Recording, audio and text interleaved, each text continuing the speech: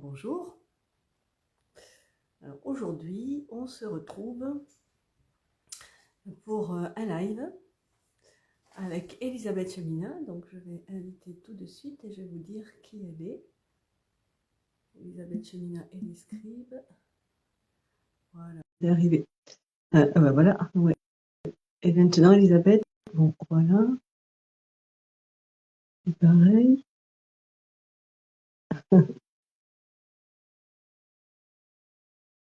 Voilà. Et Elisabeth, et bonjour ceux qui arrivent. C'est pour vous dire pourquoi finalement je l'ai invité aujourd'hui. Parce que je ne sais pas si certains d'entre vous le savent, peut-être pas trop, mais dans un lointain passé, j'ai été institutrice. Je fais partie de l'éducation nationale. Et donc tout ce qui touche aux enfants m'intéresse. Et Elisabeth, comme elle s'occupe des enfants en difficulté, elle est en Gironde, elle a ce nom, elle vient en aide à ses enfants, et elle fait des prestations particulières adaptées à leur situation. Donc ça m'intéressait qu'elle nous parle de ce qu'elle fait. Donc là maintenant, elle ne devrait pas tarder à arriver, je l'espère. Voilà. Donc elle ne peut pas se joindre. Et pourquoi? Ça c'est le souk quand ça commence comme ça. Donc, il faut que tu demandes à rejoindre Elisabeth. Attends, je regarde.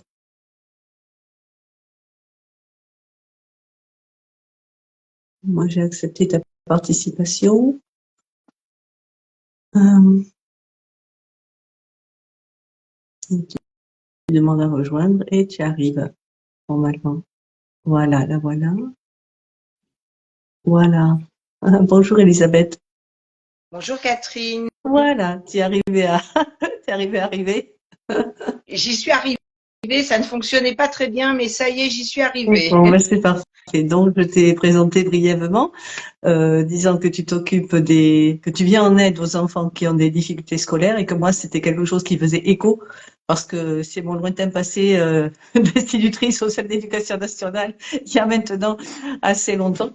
Mais bon, c'est toujours quelque chose qui fait un écho à moi. Donc, si tu es sur ce nom et qu'est-ce que tu as? Oh, voilà, ça c'est Stéphanie. Bonjour Stéphanie. Quelles motivations t'ont poussé à t'orienter vers cette activité de soutien aux enfants en difficulté scolaire? Alors, en fait, je me suis retrouvée au chômage comme beaucoup de personnes, avec des perspectives un peu difficiles, puisque vu mon âge, c'était compliqué de retrouver du travail. Donc, j'ai essayé de voir d'étudier, qu'est-ce que je pouvais monter comme entreprise, qu'est-ce que je pouvais proposer comme service. Et tout naturellement, je me suis tournée vers la transmission, c'est-à-dire transmettre mes connaissances, transmettre ce que je sais. Et donc, j'ai décidé de proposer des cours de français parce que c'est quelque chose qui me passionne, c'est quelque chose que j'aime, et aider les autres. Et donc, j'ai proposé alors enfants, adolescents, adultes. Et puis en fait, au fil du temps, quand j'ai monté mon entreprise au printemps 2021, au fur et à mesure, je me suis rendu compte que c'était des parents qui venaient vers moi avec des enfants. Et des enfants, alors, pas des enfants différents, je vais dire. Des enfants qui ont des troubles de l'autisme, qui sont hyperactifs, qui ont des difficultés. Alors, à l'école, on propose de l'aide aux devoirs, mais pas pour ces enfants-là, parce que c'est une aide qui doit leur être adaptée, en fait. Ils ont besoin d'avoir des outils particuliers, d'avoir une aide qui leur est propre. Et chaque enfant, en fait, moi, pour chacun de mes petits élèves, j'adapte mes activités pour eux personnellement, Ben, en c'est réalité. ce qu'on va voir d'ailleurs. Qu'est-ce que tu leur proposes donc lors de tes accompagnements personnalisés? Alors, Qu'est-ce que tu proposes comme activité? Alors, lors de mes accompagnements, je fais un petit peu le point avec eux. D'abord, les parents me donnent les cahiers de l'école. Je vois un petit peu où ils en sont, qu'est-ce qu'il faut travailler, où est-ce qu'il y a des soucis. Et puis, à partir de là, j'essaie de leur proposer des activités ludiques parce que effectivement, c'est ce qui les intéresse le plus. Alors, ça peut être des jeux de loi de l'alphabet, des jeux de loi des consonnes, des voyelles, des mots. Ça peut être des jeux des 7 familles. Ça peut être par l'intermédiaire, avec les puzzles, on peut arriver à travailler la concentration. On peut arriver, alors, des petites histoires. Là, j'ai en ce moment un petit élève qui est arrivé l'année dernière à la rentrée, qui ne connaissait à peine les lettres de l'alphabet. Il rentrait au CP. Et là, on commence à lire des petites histoires. Alors, ces petites histoires, je les leur propose. Et ce sont des petites phrases, mais qui sont accompagnées d'images. Parce qu'en fait, tout ce qu'on apprend avec les enfants, avec ces enfants-là en particulier, ils ont besoin d'avoir un support visuel pour voir le mot. Tu peux pas leur expliquer la définition d'un mot, ils comprennent pas en fait. Mais par contre, si tu leur parles, si tu vas leur dire pleurer, s'ils ne savent pas ce que veut dire pleurer, s'ils voient une image avec quelqu'un qui pleure, ils vont comprendre. Donc en fait, je travaille comme ça. Par rapport aux additions, on va travailler avec des crayons. Je leur ai fabriqué comme on avait, nous, à notre époque, les tables de multiplication, je leur ai fabriqué des tables d'addition. Et ils arrivent comme ça. Voilà, ils arrivent comme ça à pouvoir suivre. Et c'est vrai que ça fonctionne bien, en fait. Mais ils ont besoin d'un accompagnement. C'est concret. Pardon ? C'est concret et individualisé, quoi. C'est ça. C'est ça. C'est ça, parce qu'ils ont besoin d'un accompagnement individualisé. En fait. Alors, combien de temps une séance, elle dure combien de temps, grosso modo? Alors, une séance dure 1 heure. J'ai un élève que j'ai là maintenant depuis 1 an. Avec lui, ça dure 1 heure et demie. On fait des petites pauses, hein. On fait une petite pause, aller boire un petit peu de sirop avec de l'eau, une petite pause, aller regarder dans le jardin au moment du printemps, là, quand les fleurs commencent à pousser.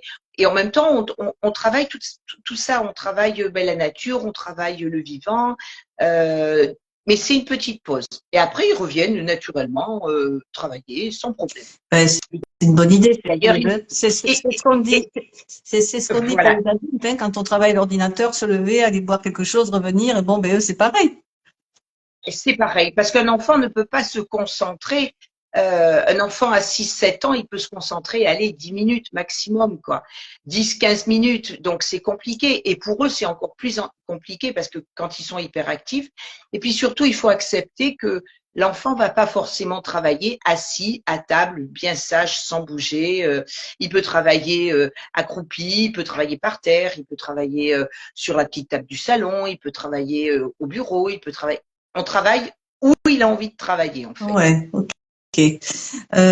Donc, en fait, qu'est-ce qui t'a amené à aller vers ce type d'enfant? Toi, tu reçois aussi des enfants, mais les enfants classiques, ils n'ont pas de problème particulier peut-être.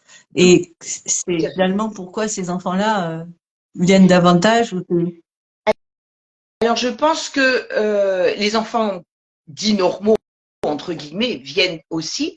Je pense que ce qui m'a, d'abord dans un premier temps, ce qui m'a emmené plus vers ces enfants-là, c'est parce que ce sont les parents qui se sont adressés à moi. J'ai eu plus de parents avec d'enfants différents qui se sont adressés à moi pour me demander si je pouvais aider leurs enfants. Et t'avais trouvé comment t'avais trouvé?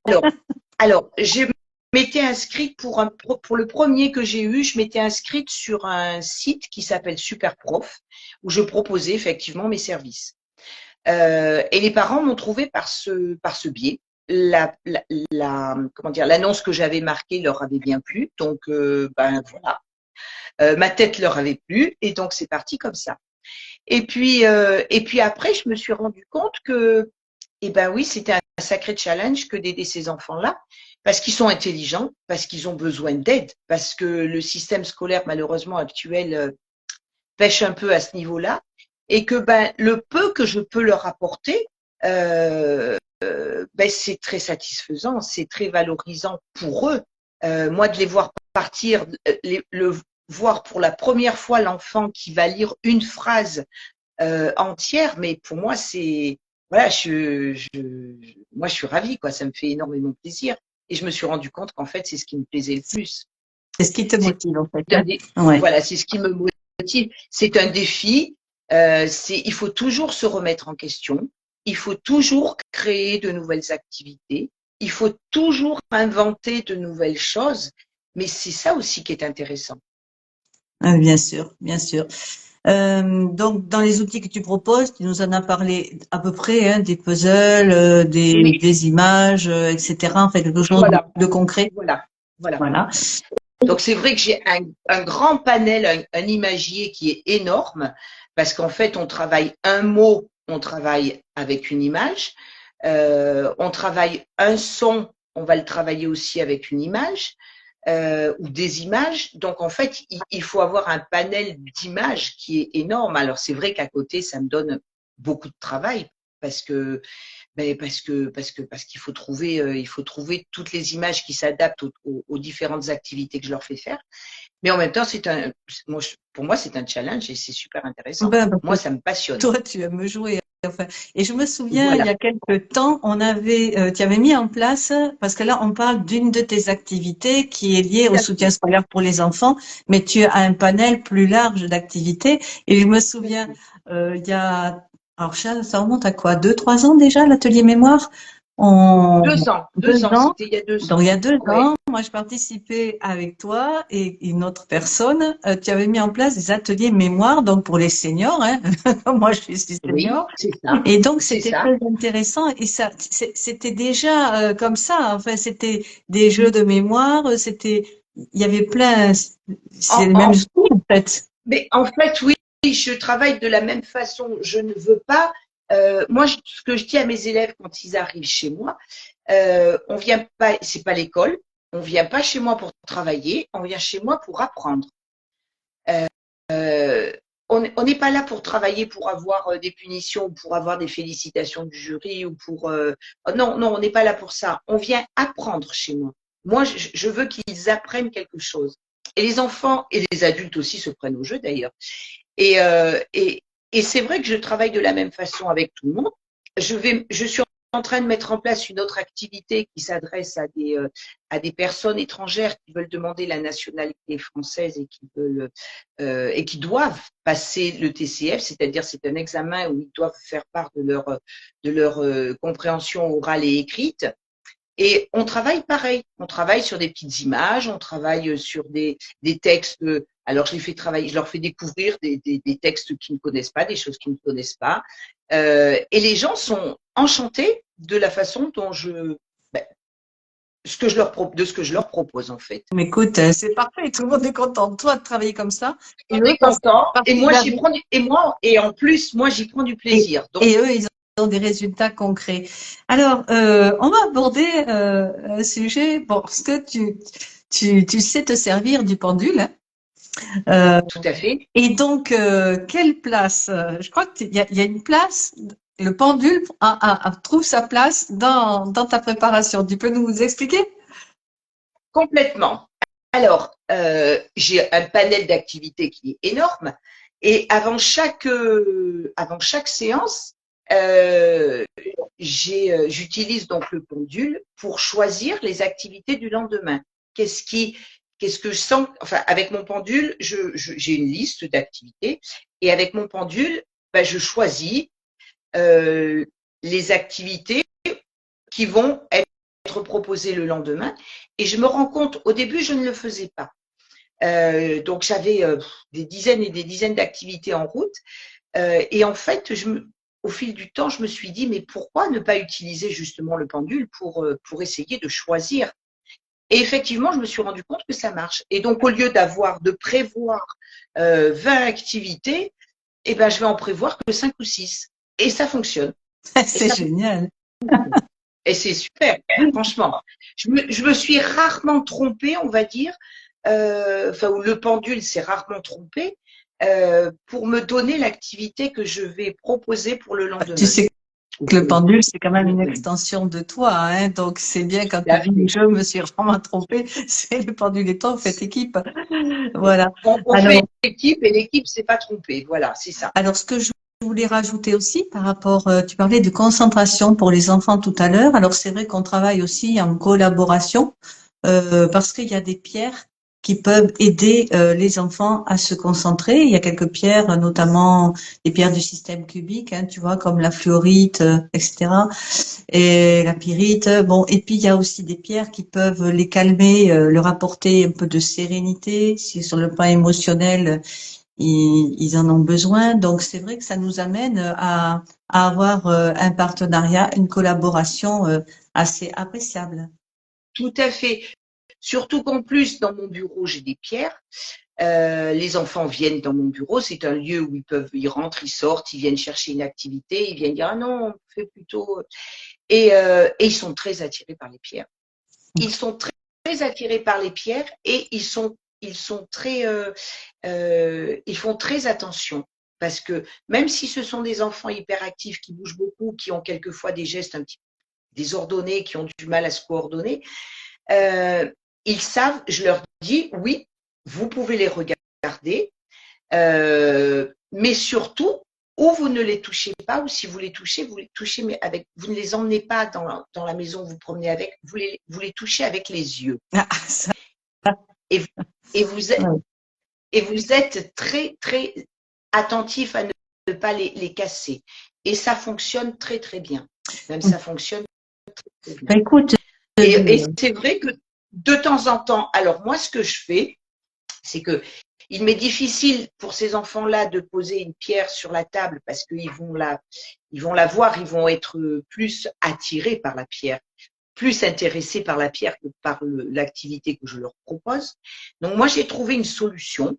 J'avais essayé plusieurs petites techniques, c'est-à-dire mettre des pierres dans mes poches, les porter sur moi pour voir si ça avait une influence autour de moi et donc sur les enfants. Et puis, il y a 2 ans, 3 ans, et j'ai eu plus que ça. Il y a très longtemps, j'ai eu un flash sur une pierre qui s'appelle la moldavite. ah, la fameuse moldavite, oui. La moldavite. Et donc, que je ne connaissais pas. Cette pierre, je suis tombée par hasard en lisant un livre sur le nom de cette pierre. Et il y a eu un écho en moi qui s'est produit. Et donc, je suis allée voir qu'est-ce que c'était cette pierre, comment on pouvait la trouver, quels étaient les bienfaits qu'elle pouvait apporter. Enfin, et puis, je me suis rendu compte que c'était une pierre qui, quand même, on ne trouve pas très, très souvent. C'est vrai qu'on en trouve de moins Et en un moins. jour, On en trouve de moins en moins maintenant. voilà. Et donc, je revenais toujours, ça revenait toujours. Et puis, un jour, je t'ai contacté pour te demander de me trouver cette pierre. Parce qu'en fait, j'avais peur de me faire arnaquer, hein, tout simplement, et de ne pas avoir une vraie pierre. Donc, je t'ai appelé, tu m'as trouvé une pierre, une petite moldavite, je vais vous la montrer. Et en fait, cette pierre, je me suis dit, et pourquoi je ne l'utiliserai pas, je ne la porterai pas, d'abord pour moi, parce que en fait, c'est quelque chose de difficile pour moi, hein, enfin, la concentration est lourde et quand j'ai 2 cours d'affilée, je finis, je suis souvent un peu vidée.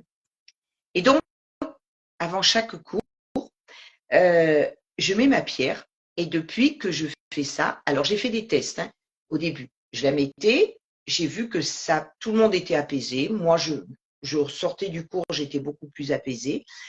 Je l'ai pas mise. La semaine d'après, je l'ai pas mise. Et puis, on est revenu comme avant. Et puis, je l'ai mise. J'ai fait 2 ou 3 fois des petits tests comme ça et je la mets tout le temps maintenant. Je la mets chaque cours. Ça me permet, moi, de me concentrer, mais ça permet en face de moi, la personne ou l'enfant que j'ai en face de moi, d'être beaucoup plus apaisé, beaucoup plus concentré. Mais c'est super. Et j'imagine que tu la nettoies régulièrement pour entretenir. Alors, je la nettoie après chaque cours et je la nettoie avant le cours, de façon à être au maximum de ce qu'elle peut m'apporter, en fait. Est-ce que tu utilises la fleur de vie ou le sceau de Salomon? J'utilise le sceau de Salomon. Ça sera à moi d'en montrer un, mais bon, c'est un peu plus loin. Mais bon, il y en a sur le site internet.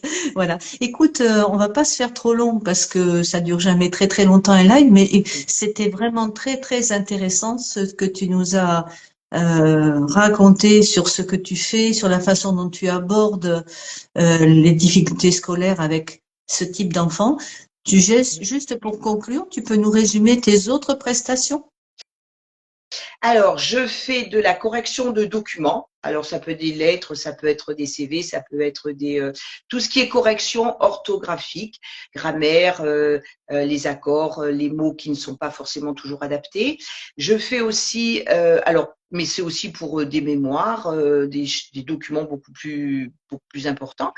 Et je vais essayer de remettre en place les ateliers mémoire parce que je reconnais que ça me manque un petit peu Ah, quand même. écoute, moi je partagerai avec plaisir, tout comme on partage beaucoup l'une l'autre, les Tout, parutions tout de à l'une de fait. l'autre. Et je Et t'en remercie. Et je t'en remercie. je te garantis pas d'avoir le temps d'y revenir, bien que ça me ferait certainement beaucoup de bien. Mais Je sais, on manque de temps. Je sais, on manque de temps.